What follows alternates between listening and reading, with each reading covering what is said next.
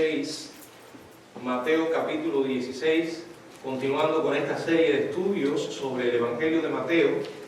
Vamos a leer Mateo capítulo 16, del 13 hasta el 17. Yo leo y ustedes siguen el pasaje con la vista. Viniendo Jesús a la región de Cesarea de Filipo, preguntó a sus discípulos diciendo: ¿quién dicen los hombres que es el Hijo del Hombre? Ellos dijeron: unos Juan el Bautista, otros Elías y otros Jeremías o alguno de los profetas. Él les dijo: ¿y vosotros quién decís que soy yo?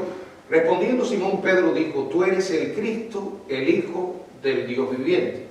Entonces le respondió Jesús: bienaventurado eres, Simón, hijo de Jonás, porque no te lo reveló carne ni sangre, sino mi Padre que está en los cielos. Señor, gracias por tu poderosa palabra. Gracias porque en ella tenemos tu voluntad, Señor, para agradarte y para glorificarte. Ahora hemos venido en esta noche a estudiarla. Te suplicamos, amado Dios, que tu Espíritu ilumine, Señor, nuestras mentes para comprender estas verdades que tienes para nosotros. Y danos también un corazón humilde para obedecerla. En el nombre de Jesucristo. Amén. Pueden sentarse, hermanos. Mateo capítulo 16, del 13 al 17, contiene lo que hemos titulado La Gran Pregunta. La Gran Pregunta. Bueno, hay muchísimas preguntas. Solemos hacer muchas y otros nos hacen preguntas. De hecho, a veces le hacemos preguntas a Dios. Es su prerrogativa responderlas o no. Pero la realidad es que nosotros hacemos muchas preguntas. Las preguntas forman parte de nuestra comunicación. Hay preguntas importantes y hay preguntas menos importantes y hasta tontas. Alguien dijera que no hay pregunta tonta, porque en realidad el que pregunta aprende. Ahora, hoy queremos considerar una que podemos llamar la gran pregunta. De hecho, es la pregunta más importante que debemos responder, porque las implicaciones que tiene la respuesta son implicaciones eternas. Este pasaje representa el momento decisivo del ministerio de enseñanza del Señor Jesucristo. Podríamos decir que resultó ser en realidad el examen final de una sola pregunta a los apóstoles. Bueno, lo que hemos estudiado y hemos pasado exámenes, sabemos que suelen tener muchas preguntas. Y a medida que uno avanza en el nivel académico, más suelen ser las preguntas. Pero aquí Jesús le hace a los discípulos el examen de una sola pregunta, la pregunta final, la pregunta fundamental, no solamente para ellos, sino para cualquier ser humano que ha pasado por este planeta.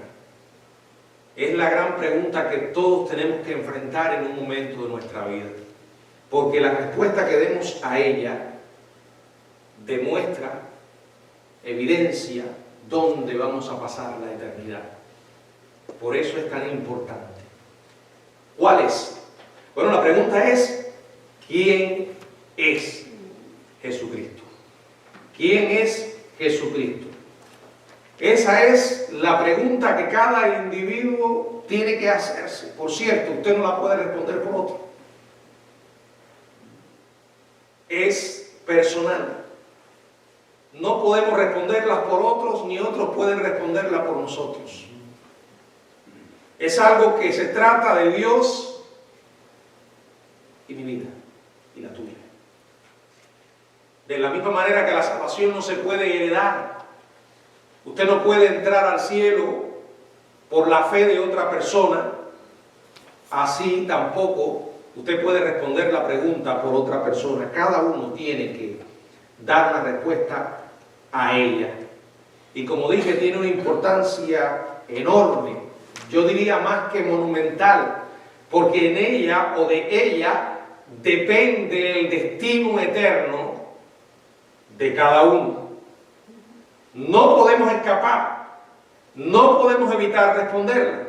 De hecho, aún aquellos que han rechazado a Dios en un punto de su vida, también dieron una respuesta a esta pregunta, con sus actitudes, con sus decisiones. Toda alma, por así decirlo, estará contra la pared de la eternidad y será obligada a contestar esta pregunta. Para analizar de qué se trata, vamos en primer lugar a ver el escenario, el contexto en el que se formuló esta pregunta. Dice el verso 13, viniendo Jesús a la región de Cesarea de Filipo. Cesarea de Filipo estaba ubicada a 40 kilómetros al noreste del mar de Galilea y a unos 65 kilómetros al suroeste de Damasco, en lo que era una hermosa meseta cerca del nacimiento del río Jordán. Cuando vamos a los evangelios y comparamos unos con otros de una manera armónica, de hecho hay algunos libros que se llaman Armonía de los 4 evangelios, que te van poniendo unos al lado del otro y poniéndolos en cadena. Si hacemos esto con el pasaje que estamos analizando, vamos a ver por Lucas 9:18 que Jesús plantea esta importante pregunta a los discípulos después que había pasado un tiempo orando. Vamos a leer el versículo, por favor, si alguno de ustedes puede buscarlo, Lucas 9:18. Aconteció que mientras Jesús oraba aparte, estaban con él los discípulos y le preguntó diciendo, ¿quién dice la gente que soy yo? Dice que mientras Jesús oraba aparte, después que oraba, que estaba orando, le hace esta pregunta a los discípulos. Y también por Marcos capítulo 8, verso 37, sabemos que el grupo aún no había llegado a la ciudad de Cesarea de Filipo. O sea, estaban atravesando algunas ciudades alrededor, iban en camino cuando Jesús les hace esta pregunta. Ahora, en esta encrucijada de paganismo y de judaísmo, es que Jesús se aparta o abandona, digamos, su tiempo de comunión con el Padre y va directamente a aquellos hombres que Él estaba entrenando, discipulando, con el propósito de que ellos fueran los proclamadores de la verdad que les había entregado. Pero para esto era importante que respondieran esta pregunta. Por eso Él los confronta con esa pregunta. La pregunta, repito, que toda persona y toda religión debe contestar un día. Este es el contexto.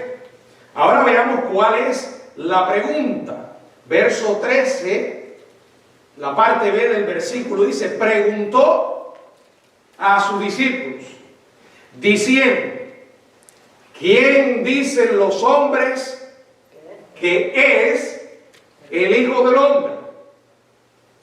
Verso 14. Ellos dijeron, unos Juan el Bautista, otros Elías, y otros Jeremías o alguno de los profetas. Aquí está la pregunta. ¿Quién dicen los hombres que es el Hijo del Hombre?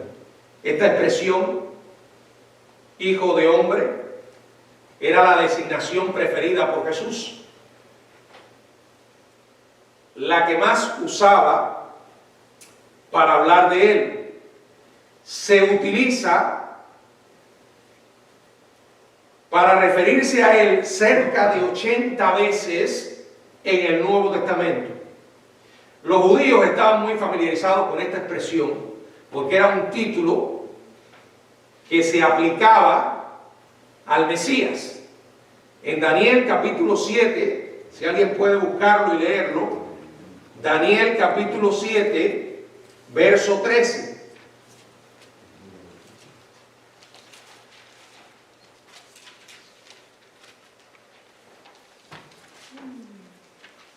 Miraba yo en la visión de la noche, y he aquí con las nubes del cielo venía uno como un hijo de hombre.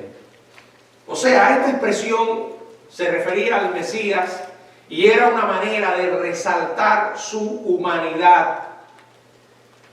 Muchos judíos preferían no usar esta expresión. Sin embargo, fue precisamente por esta razón que Jesús prefirió usarla. Acuérdense que Él los está confrontando con una pregunta básica, de la que depende todo lo demás. Y la respuesta a esa pregunta tiene mucho que ver con el concepto que una persona tenga acerca de Jesús. Y ustedes saben que no podemos pensar de Jesús de otra manera esencial que no sea como el Salvador, el Hijo de Dios. Y para que fuera Salvador, tenía que ser hombre. Acuérdense que Cristo en la cruz nos representó a nosotros. Él estaba allí ocupando el lugar del pecador. Necesitaba que fuera humano. Pero para que ese sacrificio fuera efectivo, debía ser además Dios. Y por eso Jesús emplea esta expresión, hijo de hombre, del hombre, para enfocarse en su humillación y en su sumisión en la primera venida y enfatizar su sacrificio sustitutivo por los pecadores. Ahora, el ministerio prioritario de Jesús fue revelarse a sí mismo, darse a conocer, enseñar y demostrar quién realmente Él era. Y por eso le pregunta a los discípulos, ¿quién dicen los hombres que soy? Ahora, cuando Él emplea esta palabra, o estas dos palabras, los hombres, se estaba refiriendo específicamente a los judíos, al pueblo escogido, al cual el Mesías había venido primeramente, y acerca de los cuales los judíos o los discípulos podían responder. Por eso cuando le dice, ¿quién dicen los hombres?, se estaba refiriendo específicamente a los judíos. La Biblia dice al judío primeramente y también al griego. Jesús vino como Salvador del mundo, pero Dios se reveló primeramente al pueblo judío. Ahora, Jesús sabía las opiniones de algunos personajes acerca de Él. Esas no eran realmente las que le interesaban, porque Él las sabía. Bueno, todas las sabían, pero Él estaba buscando que los discípulos se enfocaran en un grupo, en una parte específica.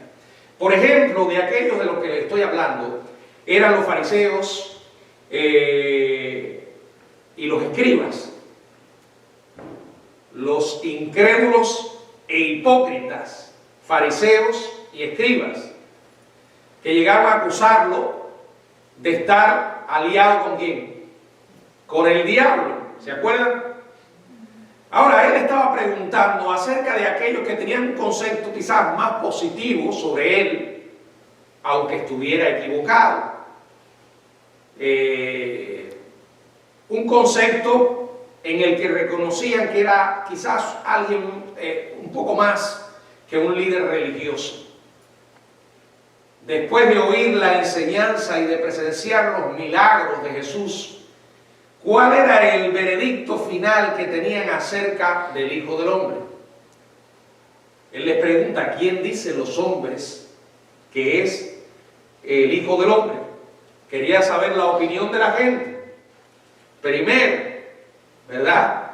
Pero él no se iba a quedar ahí, él iba a cerrar el círculo alrededor de los discípulos, con una confrontación, una pregunta directamente a ellos, porque la cuestión es esta, no se trata acerca de lo que otros puedan pensar de Jesús. Al final la pregunta va a ir directamente a tu vida, como lo va a la mía. Para mí, ¿quién es Jesucristo? Para ti, ¿quién es Jesucristo? Independientemente de lo que escuches, que otros han dicho o creen acerca de Él. Y el que establece la regla es Dios, el que establece el camino para ir al Padre es Dios, no es a mi manera ni a tu manera. El mensaje del Evangelio es claro. Jesús fue exclusivo, no inclusivo. Él fue bastante excluyente cuando se trató acerca del camino para llegar a Dios. Él dijo, yo soy el camino. No dijo, soy un camino. Él dijo, yo soy la verdad, la única, total, absoluta. Él no dijo, yo soy una verdad. Tampoco dijo, yo soy una vida. Él dijo, yo soy la vida. El mensaje de Jesús es excluyente. Si lo medimos con la mentalidad popular de hoy, suena como a intolerante, ¿verdad? Huele a fanatismo. Hermanos, yo no sé si ustedes me acaban de comprender, pero ese es el punto que yo siempre enfatizo. La verdad de Dios ofende al hombre. Y si lo que usted está predicando no ofende al hombre, usted no está predicando el Evangelio. Jesús dijo claramente, el mundo os va a aborrecer. Y eso es una realidad que estamos viviendo. Y una realidad que estaremos enfrentando de una manera muy clara en el futuro. A no ser que alguien cometa la desafortunada decisión de diluir el mensaje. Créanme que la responsabilidad que caerá sobre tal persona será enorme. Porque no se trata solo de mi comodidad, no es eso, es la salvación de las almas. Por eso no podemos cambiar el mensaje. Y Jesús los iba a encerrar a ellos con esta pregunta, pero ahora quería saber lo que pensaban en los demás. Unos, Juan el Bautista, le respondieron los dos. Tal vez después de la evaluación atemorizada que había hecho era Herodes el tetrarca, ¿se acuerdan? Cuando en Mateo 14 él pensó que Juan había resucitado de los muertos y tenía temor. Algunos de los judíos creían que Jesús era una especie de reencarnación de Juan el Bautista, que había regresado de la tumba para continuar su ministerio de anunciar el Mesías. Al igual que Herodes, tales personas reconocían que el poder milagroso de Jesús era real, pero solo lo veían como eso, nada más. Otros creían que era ¿quién? Elías, una especie de reencarnado Elías, a quien la mayoría de los judíos lo consideraban el más grande de los profetas del Antiguo Testamento, y que sabían por Malaquías capítulo 4 verso 5 la profecía de que debía regresar Elías antes que venga el día de Jehová grande y terrible.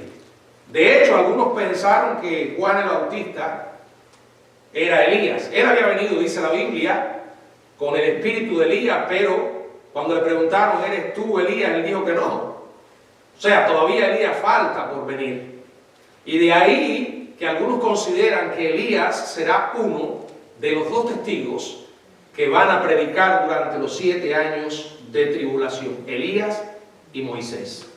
Ahora, fíjense, si los judíos tenían el concepto de que Elías iba a regresar y conocían la profecía de Malaquías 4:5, la conocen, que en las celebraciones modernas judías de la Pascua dicen que se suele reservar una mesa, en la mesa una silla vacía para Elías, como una señal de esperanza de que va a regresar un día para anunciar que el Mesías viene. O sea, Juan el Bautista, Elías y otro que era ¿quién? Jeremías, uno de los profetas más reverenciados por los judíos. Sin embargo, todas estas 3 identidades resumían que ellos creían que Jesús era solamente el anunciador del Mesías, quien había vuelto a vivir con poderes milagrosos dados por Dios.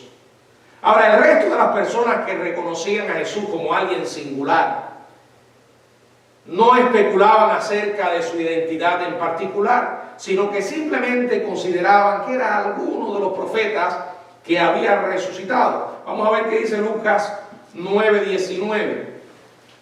Lucas 9:19.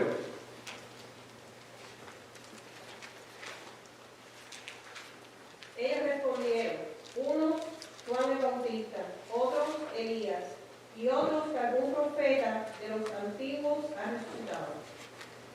Ahora, en todos estos casos, las personas, repito, creían que Jesús era una especie de precursor del Mesías. Esto no era suficiente. Esta no era la respuesta que Jesús estaba esperando, porque no creían que Él era el Mesías mismo. Lo miraban como alguien extraordinario, con poderes sobrenaturales, pero no lo aceptaban como Mesías y Salvador. Eran personas que se acercaban tanto a la verdad, o se acercaron tanto a la verdad como pudieron, sin embargo no la recibieron, no la reconocían ni la aceptaban por completo. Pregúntele a la gente hoy qué cree acerca de Jesús y va a escuchar cosas muy interesantes. Ahora, no todo lo que la gente va a decir es mentira. Algunos ven a Jesús como un gran maestro. Es cierto, sí, fue un gran maestro. Como un ejemplo moral. Bueno, es cierto. Como un líder espiritual. Es cierto. Pero eso no es lo que Jesús quiere ni reveló para que la gente creyera acerca de Él. Él dijo en una ocasión: a menos que creáis que yo soy, en vuestros pecados moriréis. Una persona puede creer todas esas cosas acerca de Jesús e irse al infierno. Porque aquí la cuestión es: Jesús es quien dijo que es. Lo dijo Él. Me horroriza grandemente cuando veo a algunos estudiosos, entre comillas, de la Biblia, porque se supone que gente que ha estado estudiando por años la Biblia y que han escrito hasta comentarios, lleguen a decir que Jesús nunca reveló que Él era Dios. Es increíble, porque no hay que ser muy estudioso para darse cuenta por la palabra que Él fue claro en las Escrituras acerca de quién era. Y miren, o aceptamos a Jesús como Él dijo que era, o lo que Él dijo acerca de Él, o lo rechazamos. El punto es que no hay un término medio, porque o Jesús es el Salvador, el Hijo de Dios manifestado en carne, o es el mentiroso más grande que ha existido en la historia. Piensen. No se puede aceptar a un Jesús como ejemplo moral, como líder espiritual, como un verdadero gran maestro, si Jesús fue verdaderamente un mentiroso. No sé si me entienden las implicaciones de lo que estoy diciendo, porque Él claramente declaró ser el Mesías, ser el Salvador. Ahora, desde la época atrás, histórica, la gente se ha referido a Jesús de distintas maneras. Lo han considerado a alguien especial, sin embargo, se han acercado a la verdad, pero no la han recibido. No han aceptado su deidad, no han aceptado su señorío. Por ejemplo, Lucas capítulo 23, verso 4, dice que Pilatos declaró acerca de Jesús que era que, dijo, ningún delito hallo en este hombre, un hombre santo. Y Pilatos, ustedes saben su historia. Napoleón dijo, conozco a los hombres, y Jesús no fue un simple hombre. Diderot se refirió a Jesús como el insuperable. Strauss, el racionalista alemán, dijo que Jesús es el más elevado modelo de religión. John Stuart llamó a Jesús la guía de la humanidad. El ateo francés Renan se refirió a Jesús como el más grande entre los hijos de los hombres. Teodoro Parker dijo que Jesús, un joven con Dios en su corazón. Robert Owens llamó a Jesús el irreprochable. De hecho, hoy hay todo tipo de opiniones. Algunos han llegado a decir que Jesús fue el primer comunista, un gran revolucionario. Cada uno adapta a Jesús a su propia imagen, ¿verdad? Algunos han llegado a llamarlo la superestrella. Pero miren, hermano, todos estos títulos y estas descripciones no logran identificar al Jesús verdadero, al Jesús bíblico, al Jesús salvador, a aquel en quien tenemos que creer si realmente queremos ir al cielo. El Mesías, el Dios manifestado en carne. Es más, como me han escuchado decir, no es suficiente decir que Él es el Salvador. No, usted puede saber, puede haber alguien que intelectualmente llegue a reconocer que sí, Jesús es el Hijo de Dios. Era humano y era Dios. Fue el Salvador de la humanidad. Pero es que el Evangelio no se queda ahí. Usted puede llegar a un aeropuerto con la intención de viajar a otro lugar y saber que el avión tiene todas las condiciones para llevarle en un seguro viaje hacia donde usted quiere ir. Puede reconocer todas esas cosas. Y sin embargo, a la hora que llamen para abordar el avión, usted se queda en el aeropuerto esperando. ¿De qué le sirve saber que Jesús es el Salvador si no llega a poder decir: Jesús es mi Salvador? Porque ya ahí yo estoy haciendo que apropiándome de la verdad que conozco. Porque el punto es, sabemos quién es Jesús. Ahora, ¿qué vas a hacer al respecto? Después que los discípulos le informaron lo que las multitudes estaban diciendo, Él les preguntó directamente: ¿y vosotros? ¿Quién decís que soy yo? Esta es una pregunta para respondernos todos los que estamos aquí ahora. Porque si yo les pregunto, ¿ustedes son hijos de Dios? ¿Ustedes son cristianos? Vamos a escuchar diferentes opiniones. Yo no estoy diciendo que no lo sean. De hecho, hay personas a las que tú les preguntas, ¿tú eres cristiano? Sí, sí. ¿Y por qué tú eres cristiano? Bueno, porque un día yo acepté a Cristo como mi Salvador. Había un pastor allí predicando, él hizo un llamamiento, yo fui al frente, oré. Pero miren cómo Jesús le hace esta pregunta. Esta es una pregunta para hacérsela en el tiempo presente. Es cierto, yo no estoy diciendo que no haya personas que hayan llegado a los pies de Cristo de la manera que describía hace unos segundos. Pero el punto es que si lo único que tú tienes que decir es algo que te sucedió en el pasado y no eres capaz de responder esta pregunta, ¿quién es Jesús para mí hoy? Porque aquí lo que está en juego es demasiado. Repito, es la eternidad del pecador. Él les dice: y vosotros, ustedes, ¿quién decís que soy yo? Tú, que me estás mirando. Para ti, ¿quién es Jesús? Yo, ¿qué pienso acerca de Jesús? ¿Quién es Jesús para mí? Bueno, los 12 sabían que las opiniones que casi todas las personas tenían de Jesús eran incorrectas. Ahora les tocaba responder a ellos. Dice el verso 16, respondiendo Simón Pedro dijo, tú eres el Cristo, el Hijo del Dios viviente. Bueno, aquí encontramos de nuevo a Pedro, el intrépido, el director del coro apostólico, como lo llamara Crisóstomo, el hombre que era más veloz con las palabras que con los pensamientos. Hablaba y después pensaba, y se metió en muchos problemas. También, como era habitual, los comentarios del apóstol fueron breves, enfáticos y decisivos. Él siempre era el primero, era el que más preguntaba y el primero en responder. Inmediatamente él no le dejó poner una a nadie, ¿verdad? Él dijo, tú eres el Cristo, el Hijo del Dios viviente. Cristo es el equivalente griego del hebreo Mesías, el profetizado y muy respetado libertador de Israel, el supremo ungido, el venidero sumo sacerdote, el rey, el profeta, el salvador. Sin titubear, Pedro declaró que Jesús era el Mesías, mientras que otros creían que Jesús no era más que un precursor del Mesías. Aquí, hermanos, por fin la verdad respecto a la identidad y a la condición mesiánica de Jesús quedó establecida en la mente de sus seguidores, más allá de toda duda. Ese fue el momento de la confrontación.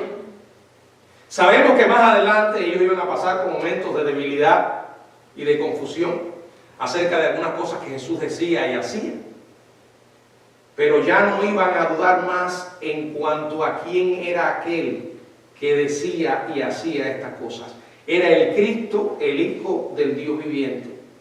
El propio Espíritu les había incrustado en la mente de forma indeleble la verdad en sus corazones, que tenían una fe imperfecta, sí, hermanos. Y eso lo sabemos por la trayectoria de lo que ocurrió con ellos después, que hasta el mismo día de la resurrección estaban dudando. Su fe era imperfecta, o sea, era una fe débil. Pero yo lo he dicho y lo vuelvo a repetir, aquí no se trata de la cantidad de fe que podamos tener.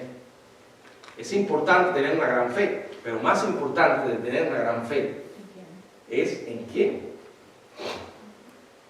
Hay gente que son sumamente creyentes y que dicen tener tremenda fe, y cuando usted les pregunta en qué creen, en las cosas más absurdas y ridículas que podamos imaginar. Sin embargo, la Biblia establece que la fe verdadera es la única que descansa sobre la persona de Jesús. No hay otra manera. Les llevó 2 años y medio llegar a este punto de confesión. A través de las luchas y el odio de los dirigentes religiosos judíos, de la creciente inconstancia y el rechazo de las personas, y de su propia confusión en cuanto a lo que el Mesías realmente había venido a hacer. Sabemos que batallaban con eso, pero sin duda ahora sabían que Él era el que iba a cumplir sus esperanzas mesiánicas, que Él era la fuente de la salvación y el anhelo de las naciones. En nombre de todos los apóstoles, Pedro no solo confesó a Jesús como el Mesías, el Cristo, sino que también dijo, el Hijo del Dios viviente. O sea, también era Hijo de Dios, el Creador del universo, de todo lo que hay en este. El verdadero y único Dios, no un Dios de fabricación humana, no un Dios inventado por el hombre, no un Dios pan o una deidad, no una ficción mitológica como el Dios Pan o una deidad mortal como el César, de lo cual estaba lleno Cesarea de Filipos, de altares al César. El Señor de los discípulos era el Hijo del Dios viviente. Como vamos a ver en el resto de los evangelios, los discípulos no tenían una comprensión profunda, por ejemplo, acerca de la Trinidad, ni siquiera de la plena naturaleza y de la obra de Cristo. Dije, era una fe débil, una fe imperfecta. pero sabían lo básico, que Él era el Cristo, el Hijo de Dios. Hijo refleja la idea de una unidad en esencia, porque un hijo es uno en naturaleza con su Padre. Por eso cuando hablamos del Hijo de Dios, del Dios viviente, ser hijo de Dios, no es como lo interpretan algunas sectas. Ya ustedes saben a qué me refiero. Que sí, Jesús es un Dios. No, Él no es un Dios. Él es Dios. Por eso cuando alguien venga a su casa y le toque la puerta a decirle que le viene a hablar de Dios, no dé simplemente por sentado que llegó un hermanito o una hermana. Usted puede decir que me ha sucedido, no, es que yo soy cristiano. Ah, nosotros también. No, pero yo creo en Jesús como mi Señor y Salvador. Ah, nosotros también creemos en Jesús. Y sigo apretando la tuerca. No, pero yo creo que Jesús es Dios. No, sí, nosotros también, Él es un Dios. No. Ese Jesús que ustedes creen no es el que yo creo. El Jesús en el cual yo creo, el Jesús bíblico, no es un Dios. Él es Dios. Vamos a leer solo 2 versículos. Y después que lo leamos, ustedes me van a decir si todavía queda duda de que Jesús no fue claro. Por ejemplo, que dice Juan 5, 17 y 18. Juan 5, 17 y 18. Si alguien puede leerlo. Y Jesús les respondió: mi Padre hasta ahora trabaja, y yo trabajo. Por esto los judíos, aún más preocupados, aún más procuraban matarle, porque no solo quebrantaba el día de reposo, sino que también decía que Dios era su propio Padre, haciéndose igual a Dios. Más claro. Más claro en el agua. ¿Qué dice Juan capítulo 10, del 30 al 33? Yo y el Padre uno solo. Entonces los judíos volvieron a tomar piedras para apedrearle. Jesús les respondió: muchas buenas obras os he mostrado de mi Padre. ¿Por cuál de ellas me apedreáis? Sigue leyendo, por favor. Hasta el 33. Les respondieron los judíos diciendo: por buena obra no te apedreamos, sino por la blasfemia, porque tú siendo hombre te haces Dios. Los judíos entendieron. ¿Cómo es posible que alguien diga que Jesús nunca dijo ser Dios? Bueno, ese es alguien que no ha leído la Biblia. Y créanme, estos solo son 2 versículos. Romanos dice: el cual es Dios sobre todas las cosas. Si usted escudriña la palabra, se va a encontrar con una de esas verdades que no admiten interpretación. Esas son verdades absolutas. Esa no es un área gris. Esa no es una cuestión no esencial donde nosotros podamos pensar cualquier cosa acerca del tema. No. Esto es una verdad esencial de nuestra fe. Si usted no cree en la divinidad de Jesús, usted tiene un serio problema con su creencia. Para nosotros es esencial creer que Jesús es Dios. Él lo dijo, las implicaciones de esto son grandes. Y la declaración de Pedro fue una declaración precisa al respecto. Por eso, mis queridos hermanos, cuando usted esté tratando con alguien que quiere evangelizar y que le diga que cree acerca de Jesús, o alguien que venga a su casa tratando de evangelizarlo a usted, o de hacerlo un prosélito de su religión, 2 veces más hijo del infierno que ellos, tengan mucho cuidado. No todos son, no, eso de que todos somos hermanos y hermanas, no. La Biblia dice: si alguno viene a vosotros con un mensaje diferente, una doctrina distinta, no lo recibáis en casa ni le digáis bienvenido. Eso no quiere decir que usted va a ser grosero con la persona que le tocó la puerta.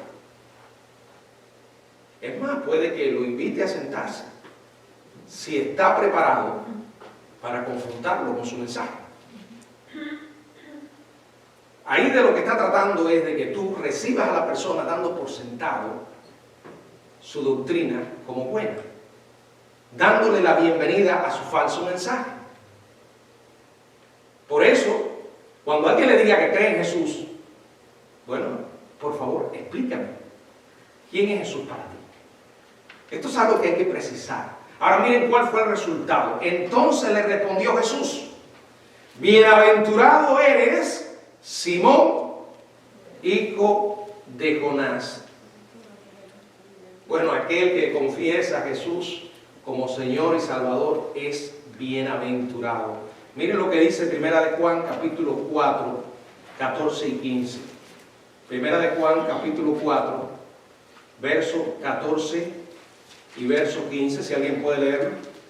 Y nosotros hemos visto y testificamos que el Padre ha enviado al Hijo, el Salvador del mundo. Todo aquel que confiese que Jesús es el Hijo de Dios, Dios permanece en Él y Él en Dios. Se lo voy a traducir en otras palabras, o parafrasear. Todo aquel que confiese que Jesús es Dios, Dios permanece en Él y Él en Dios. Porque Hijo de Dios lo que significa es eso, que Él es Dios. Y una persona es verdaderamente bienaventurada cuando sabe esto. ¿Saben lo que significa la palabra bienaventurado? Feliz, 3 veces feliz, dichoso el hombre o la mujer que cree que Jesús es el Hijo de Dios. Porque la verdadera felicidad en esta vida no está en otra cosa que en saber que Jesucristo es el Salvador. Y es doloroso cómo tanta gente tiene el concepto de que la felicidad está en cosas humanas o en creencias e ideologías humanas. No hay nada, absolutamente nada humano que pueda resolver el gran problema del hombre, que es el pecado, que pueda darle la eternidad con Dios, que solo la puede dar Jesús. Ahora miren lo que el Señor le dice, aquí está la fuente. Le está diciendo, en otras palabras, Pedro, eso que acabas de decir, no lo dijiste por ti. O sea, tú lo declaraste, pero fue Dios quien te lo reveló. Porque no te lo reveló carne ni sangre, sino mi Padre. En otras palabras, una persona no puede llegar a conocer a Dios si Dios mismo no se revela. La salvación no es más que Dios encendiendo el bombillo en nuestra mente y espíritu, permitiéndonos ver para entender verdaderamente lo que es el Evangelio. Porque la Biblia dice claramente en la primera carta a los Corintios, en el capítulo 2, verso 14, si alguien puede leerlo, Primera a los Corintios 2:14. Pero el hombre natural no percibe las cosas que son del Espíritu de Dios, porque para él son locura, y no las puede entender, porque se ha de discernir espiritualmente. ¿Saben lo que dice este versículo? Sin entrar en mucha teología, que un hombre no puede ser salvo si Dios no lo ilumina, si Dios no lo ayuda, si Dios no le enciende el bombillo. ¿Saben por qué? Porque el hombre natural no tiene la capacidad para percibir la verdad de Dios si Dios no se revela. Amén. Ahora, puede que usted pregunte, ¿y a quién Dios le enciende el bombillo? ¿A quién Dios ilumina? Al que quiere. Él dijo, el que a mí viene, no le echo fuera.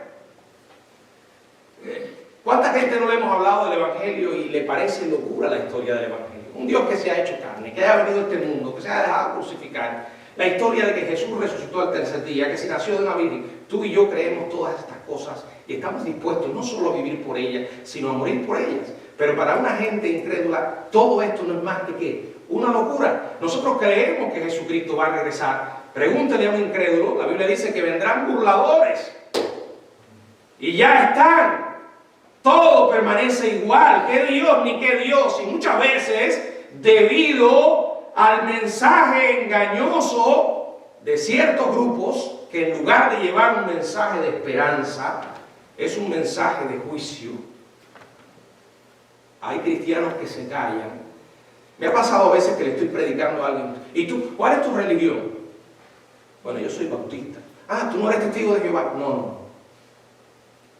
Sí, porque estos locos creen que si el Armagedón, que si Dios va a venir. Cuando usted escucha eso, puede tener la tentación de no tocar el tema de la segunda venida de Cristo.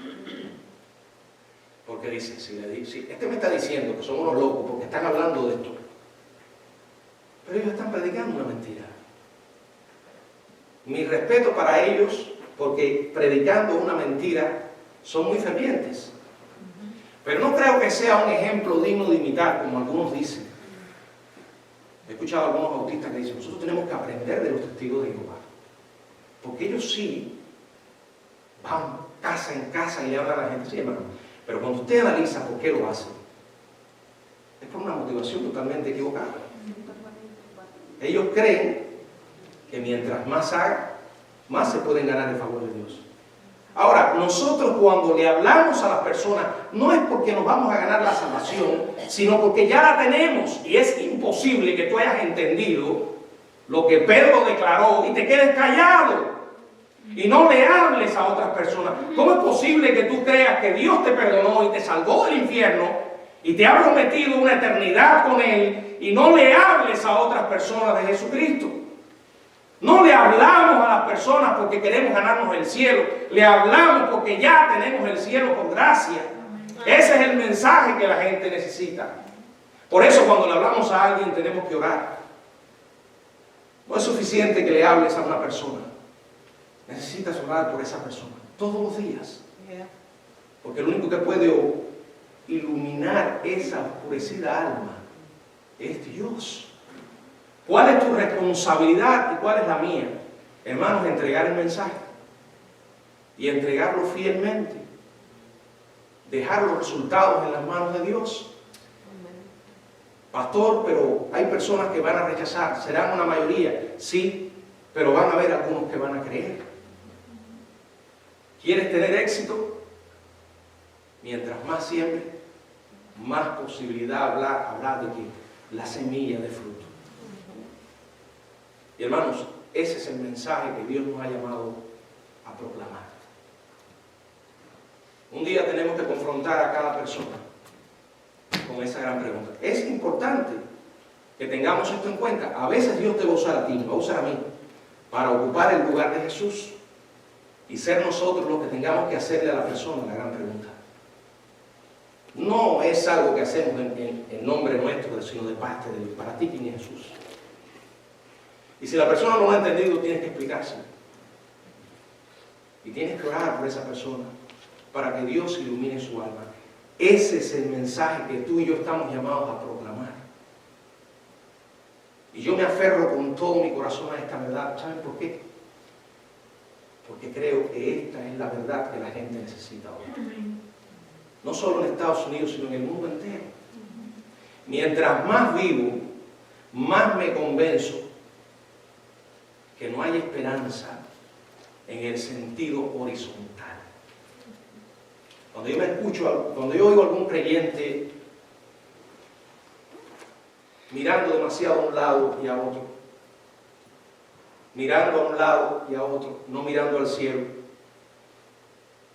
e intentando encontrar respuestas de un lado y de otro, es alguien que ha perdido el enfoque. Porque la respuesta no viene de los hombres. La respuesta viene de Dios. Y de eso se trata. ¿Qué debemos hacer acerca de esto? Hermanos, hablarle a la gente. Porque no sabemos cuánto tiempo nos queda. No sabemos. Y los tiempos son difíciles. Ya lo he dicho. Y serán más difíciles para predicar este mensaje. Porque vamos a estar viviendo, y ya estamos, en una sociedad donde todo vale. Y donde para la gente todo lo que tenga el tinte religioso está bien. Esta sociedad sociedad tiene un corazón tan grande, más parecido a un vertedero de basura que a cualquier otra cosa, porque en ese corazón cabe todo. Y ahí está la historia, todos los caminos llevan al cielo, y no importa en quién tú creas ni lo que creas. Hermanos, mucho cuidado con esto, porque sí importa. Jesús fue claro. Nosotros tenemos que ser claros. Dios nos va a dar oportunidades de ponernos en pie ante personas y en lugares donde Dios nos va a llevar para predicar su evangelio. ¿Qué vamos a hacer? ¿Nos vamos a quedar callados o vamos a decir lo que Dios nos ha mandado a decir?